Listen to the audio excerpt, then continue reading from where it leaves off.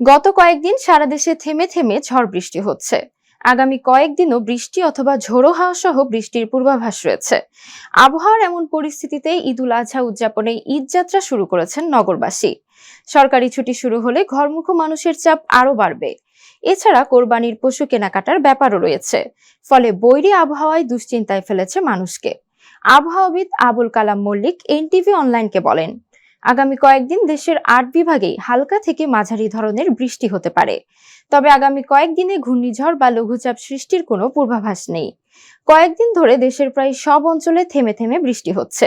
ঈদের দিনও বৃষ্টি হতে পারে, তবে কোথায় কোথায় কি পরিমাণ বৃষ্টির সম্ভাবনা রয়েছে তা এখনই নিশ্চিত করে বলা কঠিন। ঈদের দিন তিনেক আগে নির্দিষ্ট করে বলা যাবে। এ সময় বাতাসে জলীয় বাষ্পের আধিক্য থাকবে বলে গরম বাড়বে। আগামী ৭ জুনের পর তাপমাত্রা ৩২ থেকে ৩৬ ডিগ্রি সেলসিয়াসে ওঠানামা করতে পারে।